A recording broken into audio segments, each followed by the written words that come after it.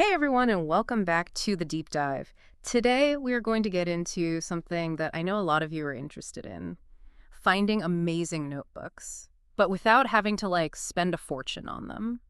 Right. It's sort of like when you're at the store and you're trying to pick out a good avocado. Yeah, You don't want one that's all bruised and mushy, but you also don't want to spend an arm and a leg for the perfect one. for sure. So that's what this deep dive is all about. We're trying to find that sweet spot, that perfect balance between quality and cost when it comes to notebooks. And to help us out, we've got some really great insights from Leotia. Oh, yeah. He seems like he really knows his stuff. He does. He does. He's the CEO of Lion Paper Products. They're a custom notebook Right. manufacturer. Right. Yeah, so he's definitely someone who knows a thing or two about this.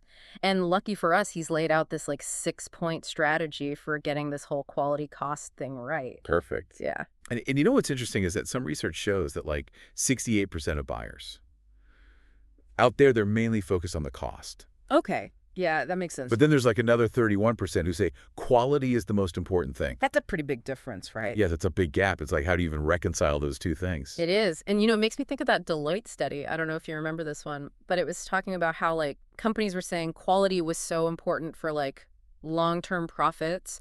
But then something like 70% of them felt pressure from their customers to, keep costs down. Ugh. It's such a dilemma, isn't it? It's a tough one. And it's not even just about notebooks. It's Right. this is a dilemma for businesses in all kinds of industries. Exactly. How do you keep everyone happy? The customers and the bottom Yeah. line, it's tricky. But before we even jump into solutions, I think it's important to look at what Shia calls the high cost of compromise. Okay. And he doesn't just talk about it in this abstract way. He actually gets really specific. I like that. So picture this. Okay, you buy this super cheap journal. You're excited to start using it. But then every time you write in it, the ink bleeds through the pages. Ugh, the worst. So I frustrating. have totally been there. It's you can't even use the thing. And it makes you question if you should even bother writing anything down at all. Right. What's the point? Yeah. And you know what else? Oops. It also makes you think twice about the brand itself. Maybe their other products are bad quality too. Yeah, totally. If they cut corners on the notebook, what else are they cutting corners on? Exactly. And get this. Shia actually found that 75% of consumers wouldn't buy from a company again after a bad experience with the quality of one of their products. Wow, that's a lot. It is. And think about e-commerce specifically. Hmm. Returns can cost 20 or 30% of the original price. Mm. So that bargain notebook you got, Right. it could actually end up costing you way more in the long run. That's a hidden cost for sure. Big time. So, okay, let's get into Shia's strategy. Yeah, let's do it. He's got 6 points, right? Mhm. Number 1, know your customer, which seems pretty basic, but he makes a big deal about this being the foundation. Oh, it is. Because everyone has a different definition of quality. Mhm. You know, if you're selling to a fancy brand, their expectations are going to be way different than a student who doesn't have much money to spend. This, You wouldn't offer a notebook with gold edges to someone who just wants a place to scribble down notes. yeah, definitely not. And this isn't just Xi's opinion. He's got actual data to back it up. Yeah. His research shows that 40% of buyers in North America care most about a notebook's durability, but only 10% care most about the design. Okay, so that tells you a lot about where to focus your efforts, right? Absolutely. Yeah, Spend yep. your energy on the stuff that matters most to people, Yeah. things like sturdy binding and thicker paper. And speaking of thicker paper, should we maybe explain what GSM means? Oh, yeah, good point. A Yeah. lot of people might not know about that. Right. GSM, it stands for grams per square meter. It's basically a way to measure how dense the paper is. So a higher GSM means you've got a thicker sheet of paper that's more durable. And for people who like to write smoothly and don't want their ink to bleed through, that higher GSM is really important. And that totally goes back to knowing your customer. If you're selling to artists or calligraphers who use heavier inks or markers, a higher GSM is going to be essential. You got it. Okay, so we've got know your customer down. What's Shia's second point? Number 2 is about finding the right supplier. He really stresses that you need a supplier with experience, Someone who can like walk you through the process and help you make the best choices. And this is where I think samples are so crucial. Yes, samples. It's like taking a car for a test drive before you actually buy it. I learned this the hard way once when I ordered like a ton of notebooks just based on a picture online. Oh, The no. quality was so bad. Oof. Yeah, I've been there too. It's a common mistake. But luckily, there's data that shows how important samples are. Businesses that ask for samples before they place a big order have 35% fewer problems with quality. That's huge. So it's definitely worth it to ask for them up front. Absolutely. Don't be shy. Ask for those samples. Okay, so about know your customer and find the right supplier. What's next? Point number 3 is all about the materials. It's called Materials Matter. And I know you're kind of a paper geek, so I bet you have some thoughts on this. Oh, yeah, I do. Yeah. But it's not just about personal preference, right? It's about understanding how the materials you choose impact both the quality and the cost of the final product. Exactly. And what's really interesting is that research shows that the market for premium notebook paper has been growing like crazy. It's grown by 5.4% recently. Oh, wow, really? Yeah. And a lot of that growth is because people want thicker and more durable paper. They're willing to pay a little bit more for a better writing experience. I totally get that. I've definitely spent a little extra for a notebook that feels really good to write in. It's like you're treating yourself. Yeah, it's an investment in your own creativity. Exactly. So yeah, choosing the right materials isn't just about cutting costs. It's about knowing what your customers value and giving them what they want. Okay, so 3 down. Know your customer, find the right supplier, and materials matter. What's Shia's next step? His 4th point is all about bulk ordering. He calls it bulk ordering power. Okay. And he really gets into how volume discounts work and why it's so important to like accurately estimate how many notebooks you're actually going to need. Oh, this is where I have to confess something. I once bought 5,000 pens because the price per pen was so low. 5,000 pens. 5,000 pens. It was a total impulse buy. Wow. I bet you're set for life. Pretty much, but it was a funny lesson in like the dangers of bulk ordering without thinking it through. Yeah, for sure. But when you do it right, bulk ordering can save you a ton of money. Oh yeah, totally. Research from McKinsey actually found that you can cut costs by up to 18% if you do bulk ordering effectively. So the key takeaway here is to be strategic about it. Don't just jump on a low price without making sure you're actually going to use everything you buy. Exactly. Plan ahead and know your needs. Right. So we've talked about a lot with Shia's advice, Yeah. like knowing your customer and the power of bulk ordering. And it seems like each of these points really does matter when you're trying to find that balance between quality and cost. And what I find really cool is how these ideas are all connected.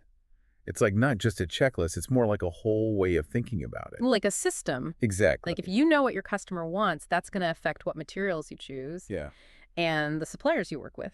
And then that affects how you can use bulk orders to save money. exactly. You've got it. It's like seeing the whole picture and understanding how each decision impacts the others. Okay, so that brings us to something Shia mentions called strategic sourcing. What exactly does that mean? So strategic sourcing is about making choices that help you reach your goals. And it's not just about finding the cheapest option. It's about getting the most value for what you need.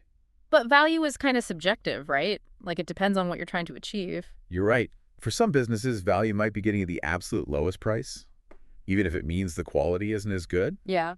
But for others, it might mean spending more on better materials so the product lasts longer, even if that means it costs more upfront. Or maybe value is about finding a supplier who can get you the notebooks really quickly. Yeah. Or a supplier who could do custom designs for you. So there's no like one right answer for what strategic sourcing means. It really depends on the business. It's about figuring out what value means for you. And that's why Shia's first point about knowing your customer is so important. Right, because that's where you start. It's the foundation of your whole sourcing strategy. Once you know what your customers want and expect, then you can make better choices about materials and suppliers and order sizes and everything else. Okay, so let's imagine our listener is like a small business owner and they want to make their own custom notebooks. Okay, cool. What would be their first step? Well, the first thing they got to do is ask themselves, who are my customers? What do they care about in a notebook? Are they students who want something cheap and practical? Or are they professionals who want something high quality that looks good for their brand? And once they know that, then they can start thinking about materials, right? Like, do they need really thick paper? Exactly. Like if they're going to use fountain pens, they'll need thicker paper so the ink doesn't bleed through. Right. But maybe lighter paper is fine if they're just using regular pens. And then after that, they can start looking for suppliers. They need to find somebody who can make what they want. And who has experience. And who is reliable. And don't forget about getting samples. Right. Always get samples. It's so important to make sure the quality is good before you order a whole bunch of notebooks. Okay, so that's finding the right supplier. What's next? This is where Shia's fifth point comes in. Test and iterate. Basically, it means getting feedback and making your product better over time. So even after you've started selling your notebooks, you need to be open to what your customers tell you and be willing to change things if you need to. Exactly. Maybe some people want a different kind of paper. Or maybe there's a new color that everyone is asking for. This is like an ongoing process of learning and making things better. Exactly. This deep dive has been so helpful. We've learned so much from Shia, like about the hidden costs of bad quality and the importance of strategic sourcing. And we've still got one more of his points to talk about, long-term relationships. But before we get to that, I want to bring up something else that's super important when you're sourcing materials and products. Oh, what's that? Sustainability. That's a great point. It's so important to think about the environment when you're talking about sourcing. It is. And the good news is that there are a lot of sustainable options out there these days. Like notebooks that are made from recycled paper or that use ink that's better for the planet. And you don't have to sacrifice quality or pay a fortune to be sustainable. It's about being thoughtful about the choices you And make. it's a win-win. You get great notebooks and you're helping the environment. Exactly.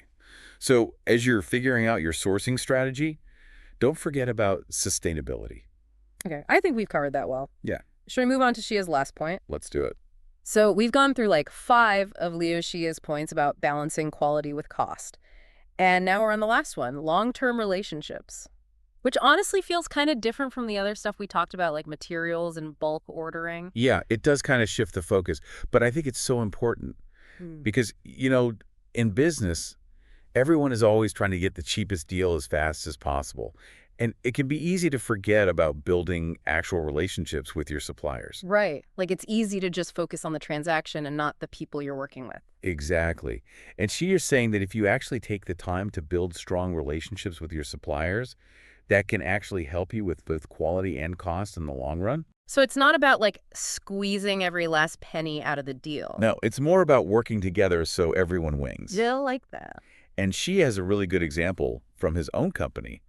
He worked really hard to build a strong relationship with some suppliers in Cambodia. Oh, wow. And because of that relationship, he's been able to make really high-quality customizable journals at a price that's competitive. So everyone benefits. The supplier gets consistent business, and Shia's company gets good quality products and save money. Exactly. It's a win-win. And you know what else? Wait. I think there's even more to it than that. Like, when you have a good relationship with someone, you can communicate more easily. Yeah. You can solve problems together, and you can even come up with new ideas together. It's like they become part of your team. Totally. So if you're out there listening and you're spending all your time chasing the next deal, I really want you to think about this. Take some time to build relationships with good suppliers. It might not be the cheapest or fastest option right away, Yeah. but it can really pay off over time. That's great advice. It's so easy to get caught up in the day-to-day stuff and forget about the big picture. It is. Okay, so we've talked about all 6 of Shia's points now. We've covered a lot, like the high cost of compromise and how to think about strategic sourcing. We have. It's like we've given everyone a cheat sheet for sourcing notebooks. Right. Think of this whole deep dive as your starting point. You've got the information. Now you just have to apply it to your own situation. You've got the ingredients and the recipe. Now go make something delicious. Exactly. Don't be afraid to make mistakes. Yeah. And don't be afraid to ask for help. And remember, you're not alone in this. There are so many resources out there. Right. You can talk to experts. You can join online forums. You can connect with other people who are doing the same thing. Having people to talk to can make a huge difference. That's so true. Sharing what you know and learning from others is how we all get better. It is. So as we wrap things up here, I want to thank everyone for joining us for this deep dive. Finding that balance between quality and cost isn't easy, but it is possible. You just need the right knowledge and the right mindset. You got it. And remember, if you have any questions or you want to share your own experiences, we'd love to hear from you. Reach out to us anytime. And until next time, keep on diving deep.